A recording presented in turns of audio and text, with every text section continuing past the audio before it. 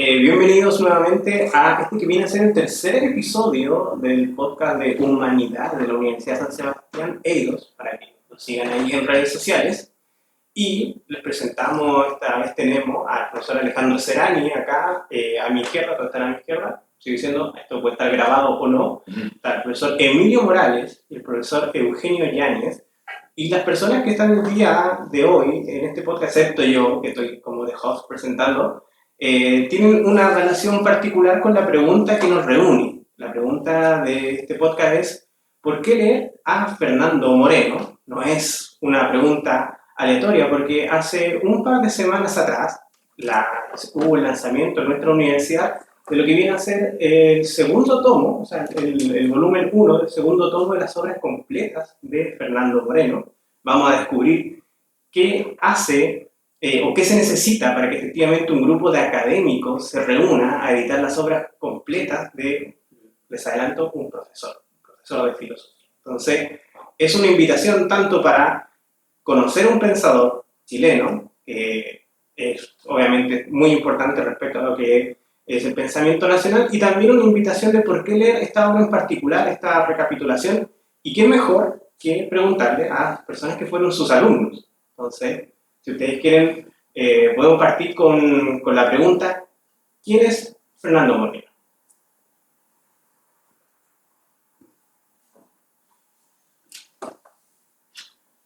Difícil pregunta para contestar en un podcast sobre una personalidad tan grande como la de Fernando Moreno, y esto no son palabras de buena crianza, ni tampoco de alguien que fue su alumno, después discípulo y después amigo, porque en realidad los tres que estamos acá, más que alumnos o discípulos, fuimos amigos de Fernando Moreno. Yo creo que hay que poner en ese nivel, por decirlo de alguna manera, la relación, sin desconocer la relación maestro-alumno también que se pueda haber dado en algún momento dado.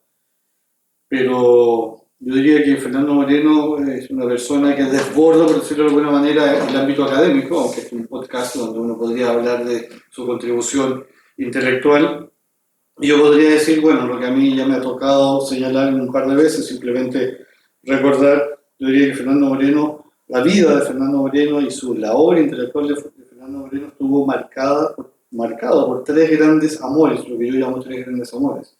Su amor a Dios y a la Iglesia, el amor a la verdad, un inclaudicable amor a la verdad, por lo cual pagó muchos costos, por decirlo de alguna manera, por la defensa de la verdad o lo que él creía verdadero, y el amor al prójimo. Y yo creo que esto es una cosa muy importante, porque fuimos discípulos y amigos de él. Vimos esa faceta en Fernando Moreno de la preocupación real y práctica por la persona, porque hoy en día pasa, al menos en el mundo de la filosofía, que hay filósofos que están tan preocupados de sus ideas que se olvidan de las personas. Solamente se quedan en ese mundo eidético, entre comillas. Fernando Moreno fue todo lo contrario. Fue una preocupación genuina por la persona, y no solamente por sus amigos, discípulos, alumnos, sino que en general podríamos estar acá recordando muchas cosas que él hacía, digamos, por las personas, actos anónimos, desde muy joven también, con las personas que trabajaban en el campo de su abuela, donde él vivió un tiempo, etcétera, etcétera. Pero yo diría eso, una persona que marcada por su amor a Dios, su amor a la verdad y su amor a el prójimo, que denota su obra y su vida también. Eso es una primera aproximación. En primer lugar, enmarcar la existencia de Fernando. Nació en el año 1936 y murió en el año 2020. Fernando nació en el sur de Chile. Su familia era de Cauquenes, pero se crió fundamentalmente en Talca y conservó hasta el final su lealtad, digamos, de talquino, ¿no? A pesar de los desaciertos de los Rangers, jamás él subtrajo su fidelidad a ese equipo de fútbol. Y era un hombre, me parece a mí, lo comentábamos justamente antes, bastante, digamos, excepcional, probablemente en el ámbito de provincia de esa época, tiene que haber sido mucho más. Un hombre que tiene una inteligencia sobresaliente, un hombre muy inteligente, muy estudioso, una tremenda calidad personal, un hombre atractivo. Por eso, ante la pregunta que tú hacías por qué leer a Fernando Moreno, es para conocerlo, ¿no? O sea, que quiera conocer a una personalidad bastante única en nuestro país y en particular en el ámbito católico, un laico como pocos, con un conocimiento teológico que no son muchos los laicos, ni siquiera a veces los sacerdotes que puedan igualar, ¿no? Un hombre brillante, un hombre atrayente, y que estaba muy enterado, ¿no? de las cosas, no solo en el ámbito filosófico, político, sino también artístico, en fin, de las cosas del campo, una inteligencia bastante abierta y por eso mismo atractiva. Y atípico, porque Fernando no es la típica persona que salió del colegio y entró a estudiar filosofía y después a ofrecer un doctorado en filosofía, no. Él en realidad entró a estudiar medicina, estuvo un año estudiando medicina, pero ahí se dio cuenta que no era su vocación la medicina y que ya tenía una marcada vocación filosófica. Luego se retira de medicina y se va al campo de la abuela y se encierra literalmente en una pieza muy inhóspita y muy helada. De hecho, se calentaba con un brasero, con una ruma de libros, a estudiar filosofía, gracias a la instancia de su amigo Monseñor Manuel Larraín.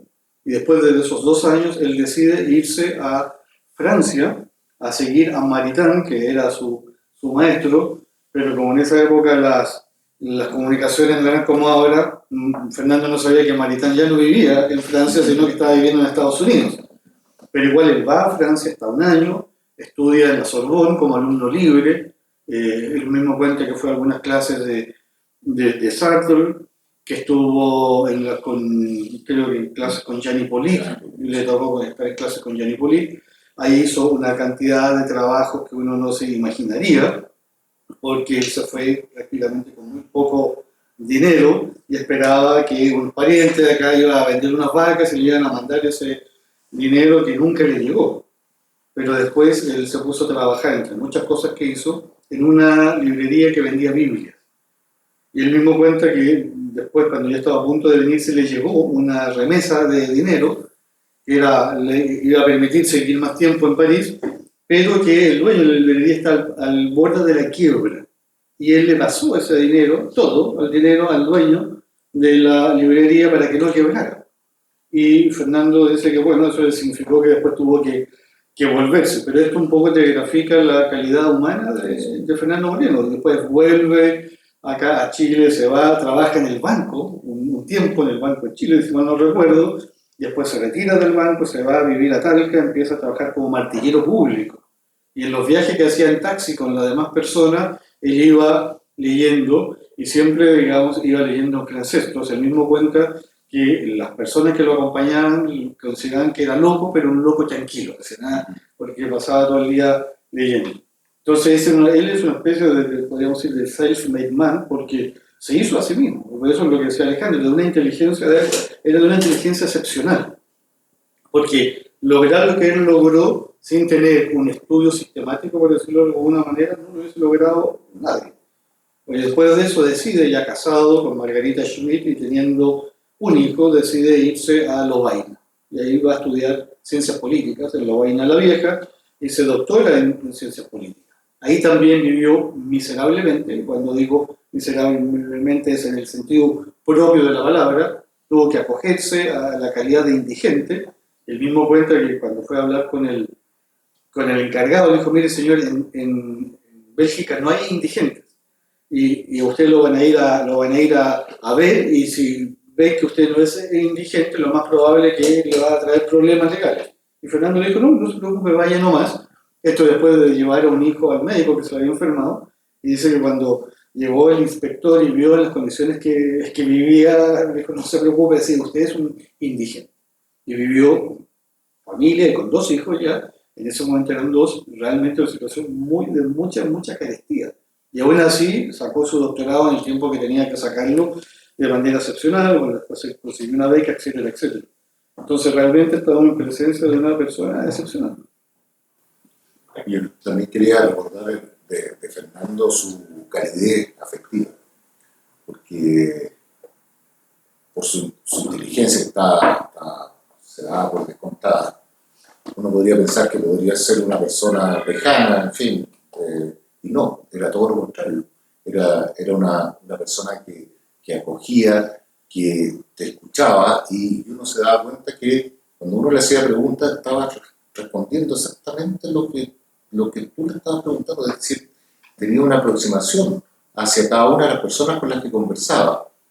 Y esto de manera muy cálida, siendo persona, porque eso no excluía muchas veces su discusión con gente que pensaba distinto y discusiones a veces muy fuertes, pero siempre mirando a la persona que tenía al frente. Nunca dejó eso de lado, que fue una de las cosas que a mí me marcó también de su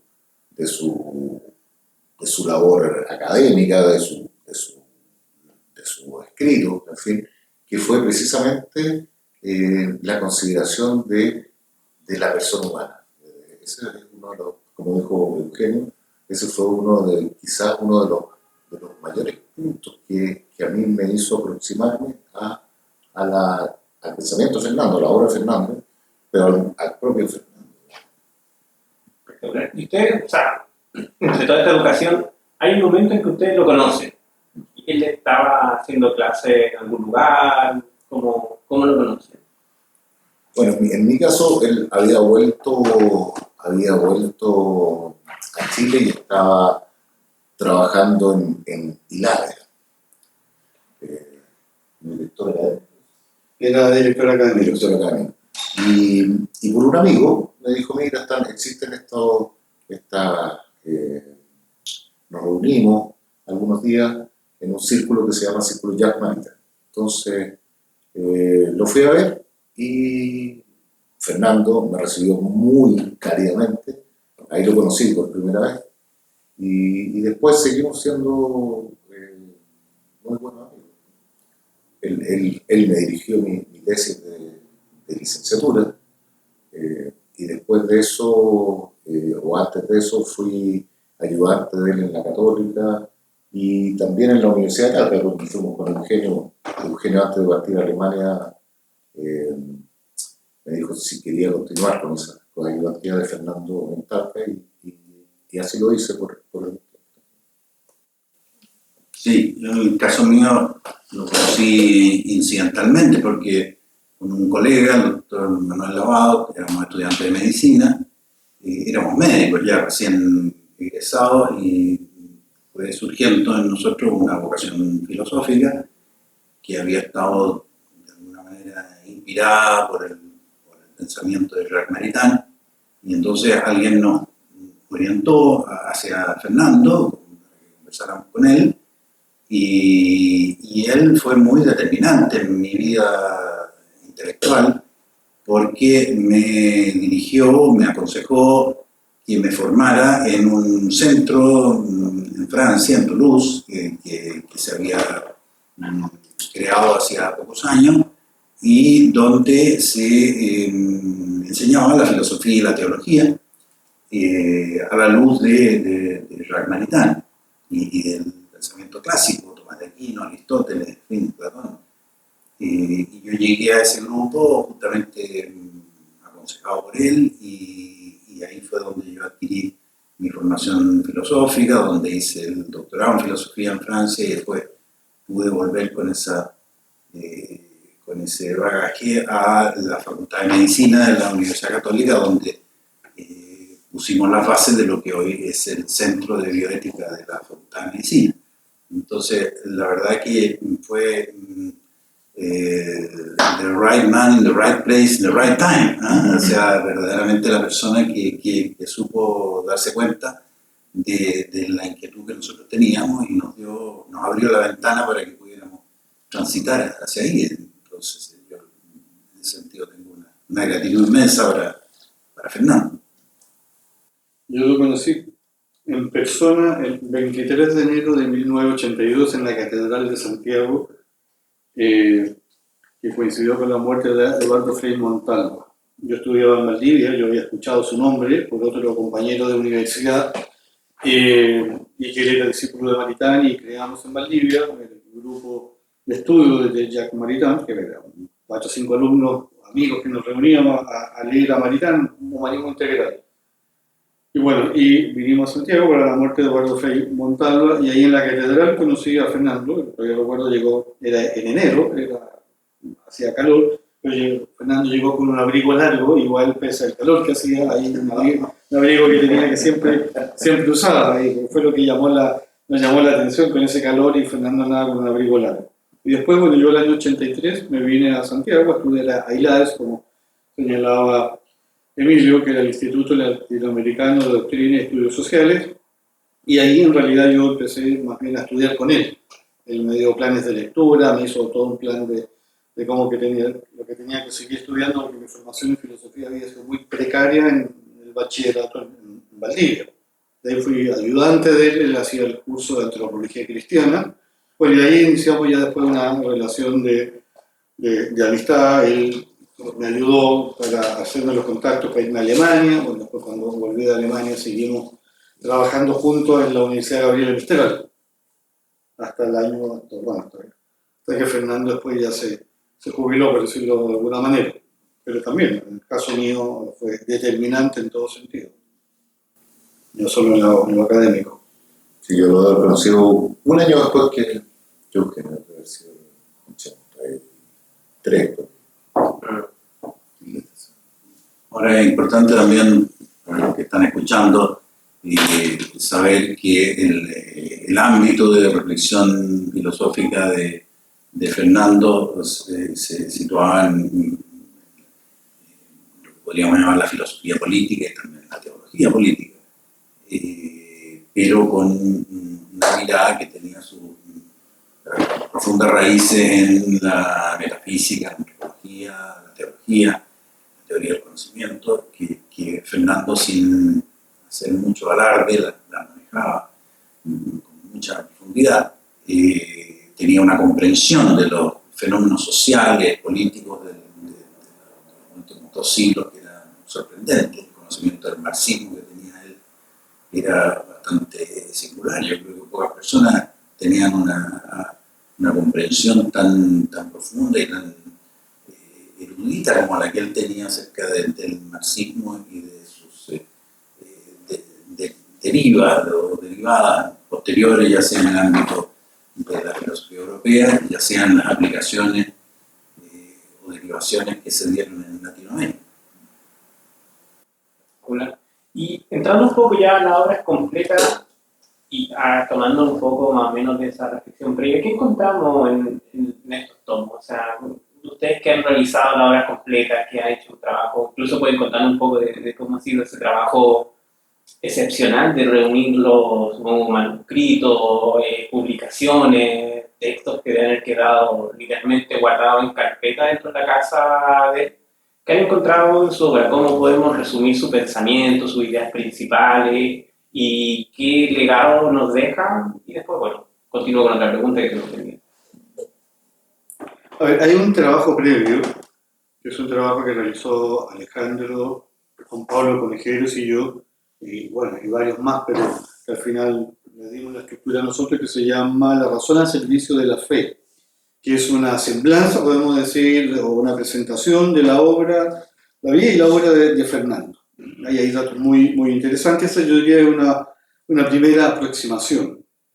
Pero después de la muerte de Fernando, nos damos cuenta que Fernando fue un autor poco leído, pero no porque no tuviera las cosas interesantes que decir, sino que la mayoría de sus publicaciones fueron en editoriales o libros que tuvieron muy poco tiraje y que prácticamente no estuvieron en librerías. Yo diría los únicos 2 libros de Fernando Moreno, que yo recuerdo, que estuvieron en librerías, digamos, accesibles a un público no académico, fueron los 2 libros que publicó por la Universidad Católica, que fue de la ideología a la política, y el otro sobre doctrina social de la Iglesia. El resto, por ejemplo, en los de este volumen, el tomo 2, fueron editoriales muy pequeñas y, como digo, con una muy mala distribución. Entonces, al menos fuera del ámbito académico, Fernando Moreno ha sido muy poco leído y muchas de sus obras están muy dispersas.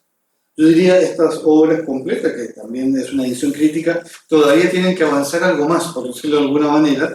Yo diría que hay un segundo paso que tiene que ver con empezar a ver manuscritos de Fernando. Fernando Moreno me dejó a mí todos sus papeles, porque literalmente cuando digo papeles, son papeles, porque los que tenemos guardados en las oficinas, muchos manuscritos, pero yo creo que la gran mayoría de las cosas ya están acá, que son los libros, básicamente, que él publicó y otros escritos que están en otras partes. Pero todavía queda un trabajo fino, que yo creo que casi podría ser para una especie de grado, que tiene que ver con muchas cosas que escribió Fernando y que todavía son muy difíciles de pesquisar. Aquí está como su obra gruesa, dividida en 3 partes. Un primer volumen que está dedicado a los escritos teológicos o de carácter teológico, básicamente doctrina social de la Iglesia, en la cual hizo una gran contribución, y teología de la liberación. Después viene un segundo volumen, que también se compone de 2 tomos, que es toda su filosofía política, que es lo más conocido de Fernando, pero como recordaba Alejandro, Fernando es un metafísico, y en todos sus escritos uno ve cómo la metafísica está allí sosteniendo su reflexión política, su reflexión de la cultura, su reflexión moral, etcétera, etcétera. Y hay un tercer volumen que va a contar con un estudio crítico de Alejandro, que son sus estudios, digamos, en la línea de las ciencias sociales, que son más sus obras epistemológicas. Ese es el tercer volumen que va a contar con un tomo, y eventualmente, cuando después sigamos haciendo este trabajo, vamos a ver si recuperamos de sus manuscritos cosas nuevas o artículos que acá no han podido ser incluidos. Eso es en líneas generales. ¿Alguna idea específica de su pensamiento? ¿Qué lo hace diferente y al mismo tiempo estas ideas cómo pueden iluminar problemas contemporáneos? O sea, cuando nos vamos a la obra de Fernando Moreno, ¿estábamos haciendo un estudio biográfico, histórico, o realmente tenemos un pensamiento capaz de iluminar la actualidad chilena, por ejemplo? Bueno, ahí en el ámbito de la filosofía política uno puede pensar que primero la filosofía política de Fernando estuvo iluminada por un sustrato metafísico importantísimo respecto a qué y quién es la persona humana, partiendo por eso. La persona humana y su dignidad. Si eso uno lo lleva al plano político, podría pensar, o reflexión política sobre el plano político, podría pensar en un estudio profundo que hizo sobre los totalitarismos, sobre la utopía y los totalitarismos. Entonces, ahí uno puede efectivamente darse cuenta de la profundidad del pensamiento de Fernando y también cómo trabajar, porque es una deriva, ¿cierto? Cómo trabajar en evitar tener un pensamiento totalitario. Eso se da en los partidos políticos también. Todos los partidos políticos, cuando uno piensa que los partidos políticos están conformados por personas, que es un poco lo que nacería de la filosofía política de Fernando, preocuparse de la persona. Pensemos que Fernando Moreno trabaja estos temas justo cuando Juan Pablo II hace escribe su encíclica programática, Redemptor Hominis, y dice el hombre es el camino de la Iglesia, dice Juan Pablo II.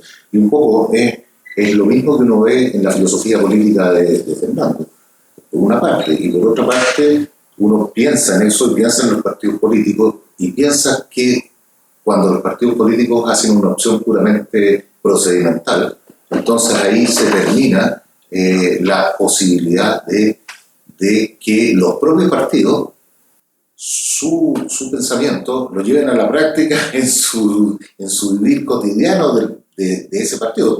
Pensemos en un partido de sana inspiración, digamos, y uno podría pensar ahí que efectivamente los partidos se olvidaron de las personas. Entonces, cuando tú dices cómo traerlo al tiempo presente, precisamente en eso, en que los partidos políticos están llenos de cuestiones procedimentales y se olvida de las personas que tienen al interior de ese propio partido político, y eso generalmente lleva al totalitarismo. Y entonces yo creo que eso en Fernando fue una contribución extraordinaria. Y su pensamiento sobre la democracia. Sí, yo diría que no es fácil responder a tu pregunta, que uno podría formularla en términos en qué radica la originalidad del pensamiento de Fernando Moreno, porque Fernando Moreno pertenece a una estirpe de filósofos que no buscan la originalidad, sino que buscan insertarse en una tradición y mantenerla viva. Y en ese sentido uno podría decir que cuando uno lee a Fernando ve todos los temas clásicos de la tradición filosófica, pero siempre un pasito más adelante. Es decir, siempre hay una mirada distinta, un aporte nuevo, un autor distinto con el cual él dialoga, con lo cual él va enriqueciendo, ¿no es cierto?, y va abriendo virtualidad en una tradición de la cual él no se desprende, sino que, digamos, justamente él cumple esa función, digamos, multisecular de mantener viva una tradición. Entonces, esa misma pregunta, por así decir, ya viene viciada con una manera de concebir la filosofía. El filósofo importante es el filósofo original, el que hace su filosofía. Yo creo que Fernando pertenece a otra estirpe de filósofos que justamente su mérito no está en hacer su filosofía, sino que de alguna manera en poner un granito de arena a la filosofía, ¿eh? Mantener viva una tradición. Y como te digo, a mí me sorprende la capacidad que tiene Fernando de a cada problema que él toma de la tradición clásica, darle, por así decir, una nueva vuelta de tuerca, abrirle una aplicación distinta que obviamente no puede estar en la tradición, porque son autores que van surgiendo, son problemas nuevos que van apareciendo, y en ese sentido es muy estimulante leer los textos, y la verdad que es una riqueza inmensa la que hay en la obra de Fernando. Lo que pasa es que cuesta trabajo darse cuenta de ello, porque eso implica de partida tener un cierto conocimiento, y no menor, de la tradición filosófica y teológica occidental. Y ya nombraba a Jacques Maritain. O sea, si nosotros nos metemos en su página vamos a ver que hay quizá un eco de su pensamiento, pero ¿qué otros autores también están, o Fernando Moreno está dialogando con, está sacando un poco a la palestra entre los problemas? ¿Cuál es esta tradición de la que estamos hablando y de la que, de cierto modo, él se cuelga para hilar su pensamiento? ¿Qué autores podrían estar? Bueno, está sin duda la tradición cristiana. Entonces está San Agustín y sobre todo Santo Tomás de Aquino. Entonces, uno podría decir que Fernando Moreno pensó a la luz del acto de ser, podríamos decir. Ese fue como su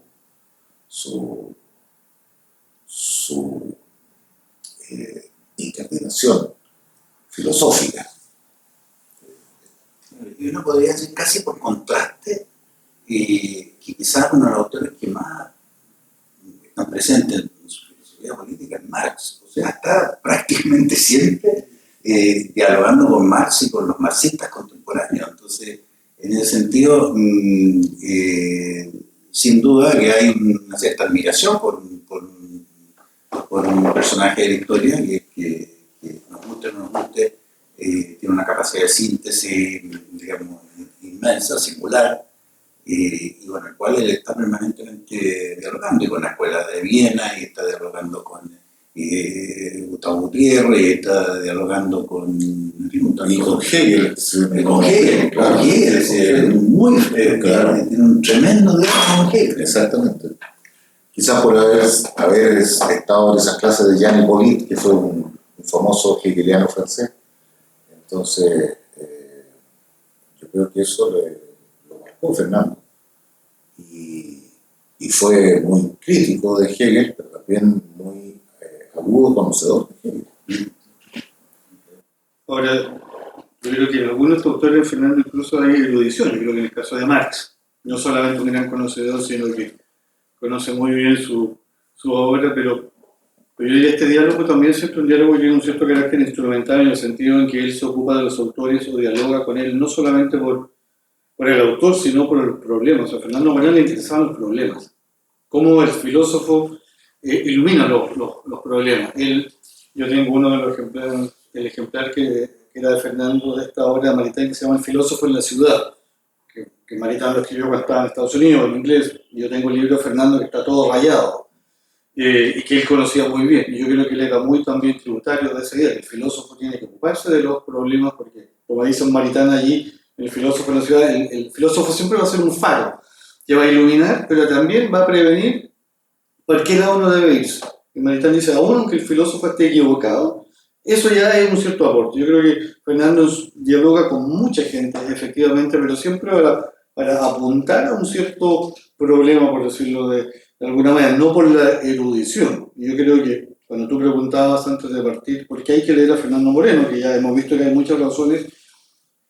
Yo lo decía y lo creo firmemente. O sea, para mí leer o releer a Fernando es una bocanada de aire puro en un ambiente totalmente tóxico hoy en día, en el ámbito de la academia, que es este afán de novedad por un lado, de ser original, entre comillas, y de la última especialización por el otro lado.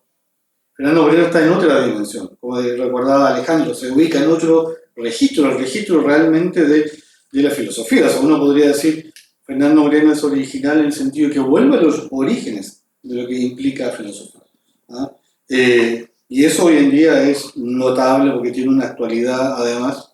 O sea, Fernando Moreno no escribió en su vida un artículo indexado, ni estuvo preocupado por el impacto del artículo, el impacto que tiene en la revista, de si es Q1 o Q2, porque no era la forma de hacer filosofía. Y en ese sentido ¿no? Es como un poco de una suerte de depuración, por decirlo de alguna manera, en el ámbito de la filosofía, que a mi modo está tan poluida hoy en día de lo que llama Maritain en El campesino de la Arona, como recordamos, lo que Maritain habla de la cronolatría epistemológica, decía él, esta fijación obsesiva por el tiempo que pasa, o sea, en el fondo la obsesión por la novedad. Y Maritain lo decía, que afecta principalmente a los profesores de filosofía.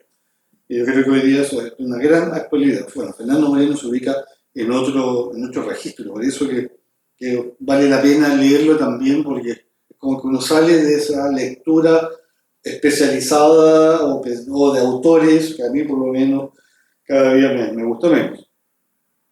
Yo recuerdo las palabras del chileno Jorge Eduardo Rivera que decía lo interesante de la filosofía, o sea, en contraposición a la ciencia, y quizá está un poco ese dilema. En la ciencia, un médico basta con estudiar los últimos años de medicina, de la especialidad que quiere, para saber lo que tiene que saber. Es decir, cuando se va a estudiar la medievalidad de su disciplina, aparte de un afán histórico más como lúdico y de saber de cómo funcionaba la sanguijuela, no rescata nada de la tradición. En cambio, en la filosofía, decía Jorge Eduardo Rivera, el verdadero filósofo vuelve siempre a la fuente. O sea, el verdadero filosofar, más que justamente como comentaban, estar al día con los pensadores actuales, los top de venta, o estar actualizado de las últimas revistas y los últimos artículos de la disciplina que uno maneja, el verdadero filosofar siempre es un volver a la fuente, es volver a esa pregunta primigenia, la pregunta presocrática incluso, por decirlo, porque en cada filósofo, en cuanto filósofo que está haciendo filosofía de verdad, hay un renacer de la filosofía. Entonces la filosofía no es de esas disciplinas en que eventualmente uno se sube al carro de la modernidad, al carro de en qué está esto, que es lo que puede pasar con la ingeniería, con la medicina, etc., sino que la filosofía tiene un renacer en cada persona. Entonces, en ese sentido, efectivamente es un vicio la idea del pensamiento original, el pensamiento novedoso, el pensamiento actual, como si uno pudiera hacer un bypass intelectual en la filosofía y bastara con leer autores contemporáneos para, de cierto modo, suprimir toda la tradición filosófica que lo antecede y quedar un poco al día para el debate en redes sociales muchas veces. Y como para cerrar, justamente volviendo a la misma pregunta, ¿por qué leer a Fernando Moreno? ¿Cuál sería su última como reflexión? ¿Cuál sería esta última idea, esta última invitación a adquirir el libro? Obviamente pueden ponerse en contacto con nosotros acá en el Instituto de Filosofía, pueden encontrar quizá próximamente en la librería, pero de seguro sí que lo van a encontrar en nuestra universidad, así que búsquenlo, es algo que de todas maneras vale la pena leer. ¿Y cuál sería la última invitación para la gente, para que lo lea? Bueno, yo creo que los temas que abordó Fernando, y en ese sentido haciéndose eco de su maestro Maritain, fueron múltiples. Fueron múltiples. Desde luego, habló sobre filosofía, sobre metafísica, sobre antropología, sobre teoría del conocimiento, y todo eso volcado hacia temas muy concretos, de los cuales se preocupó, como por ejemplo la emergencia de la teología de la liberación en los años 80, la concepción de la política. No nos olvidemos que él dirigió el Instituto de Estudios Humanísticos, Chileno de Estudios Humanísticos, donde precisamente trabajó por una, podríamos decir, por una humanización cristiana de la política, con resultados inciertos, diríamos, pero lo hizo. Sí.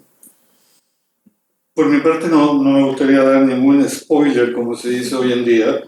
Yo creo que hay que abandonarse un poco al misterio y atrévanse a leer a Fernando Moreno. Yo creo que no se van a arrepentir, es lo que yo les podría decir.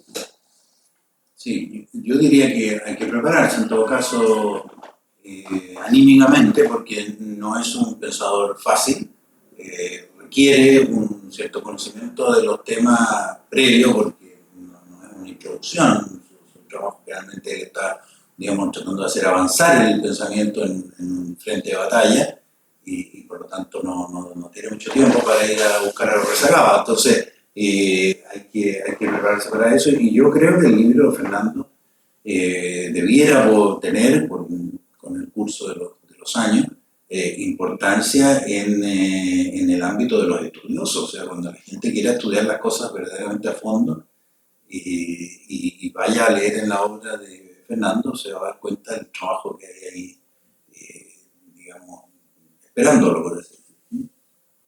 Espectacular. Bueno, yo creo que de todas maneras quedan ustedes invitados también a Juan Pablo Conejero, que pudo haber estado el día con nosotros, que también es una digamos, de los caballos de tiro detrás de esta obra, un gran editor en este ámbito y gran recolector, obviamente, de su pensamiento para haberlo plasmado en este volumen. Y como le dijimos, queda todavía editar un volumen, queda la idea de una obra, de estos manuscritos que están por ahí, lo cual también indica que queda la posibilidad de reabrir este podcast, o grabar una siguiente edición justamente a la luz de lo que podamos aprender de estas primeras lecturas, de estos primeros tomos, y a la vez ver, yo supongo que de aquí a que salga el otro tomo, nuevas ideas, nuevos problemas, nuevos desafíos, puede seguir dando la obra de Fernando Moreno. Así que los dejamos invitados para que escuchen este y otros podcasts, también para que nos sigan en nuestras redes sociales, que es humanidad-uss. Con eso nos van a encontrar en todas partes: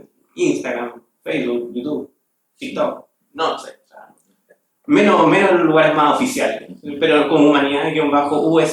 Recuerden que tenemos nuestro canal de YouTube, donde no solamente van a escuchar este podcast, sino pueden ver nuestros coloquios, el ciclo de humanismo, que también está encargado el profesor Alejandro Sereni, que está, de hecho, a punto de tener una nueva charla en una hora más aproximadamente, y todo el material que estamos haciendo acá en las Humanidades USS. Muchas gracias y hasta la próxima.